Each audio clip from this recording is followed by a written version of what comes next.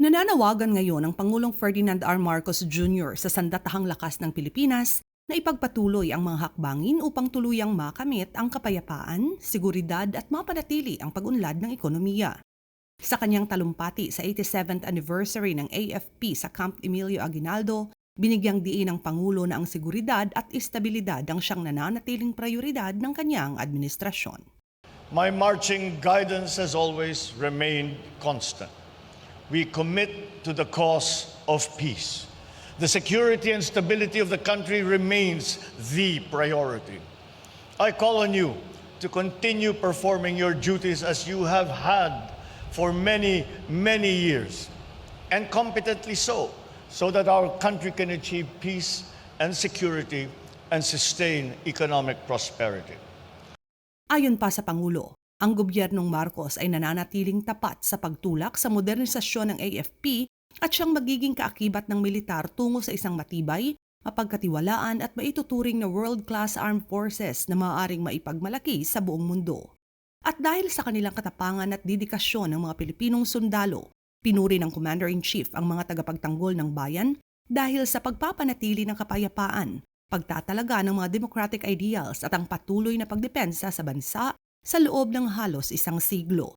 Dagdag pa ng Pangulo, hindi umano kailanman binigo ng sandatahang lakas ang Pilipinas. Anya, sa panahon ng pandemya, nananatiling matatag ang mga ito hindi lamang sa pagtupad ng kanilang tungkulin, kundi maging ang pagbibigay assistance sa pamahalaan sa isang gyera na walang sino man ang nakakakita. Pinuri rin ng Pangulo ang AFP sa matagumpay na kampanya nito laban sa mga komunistang rebelde, ang mga lawless elements na siyang nagiging sagabal sa paghahatid ng mga serbisyo ng pamahalaan at maging sa infrastructure development.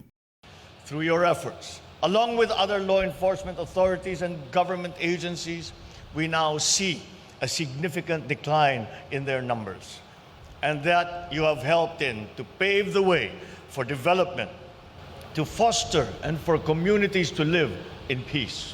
Ayon pa sa Commander-in-Chief ng AFP, malaki rin ang naging papel ng militar sa pagtugon ng mga kalamidad sa pamamagitan ng pagsasagawa ng mga humanitarian assistance at disaster response efforts dahil sa pagmobilize ng kanilang assets at agarang deployment ng kanilang mga tauhan.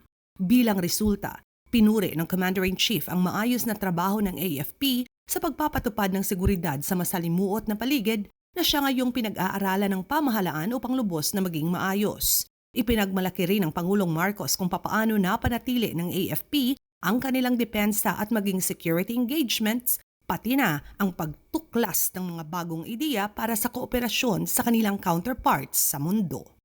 New security challenges do not recognize borders, and we must continue to work with our neighbors, our allies, partners, and friends to address mutual security concerns. Ayon pa sa Pangulo, maliban sa mga partnerships, kinakailangan na magkaroon ng Armed Forces of the Philippines ng mga arsenal capabilities upang epektibong malabanan ang mga banta at mabigyan ng sapat na seguridad ang bansa. Jinky Baticados, IBC News.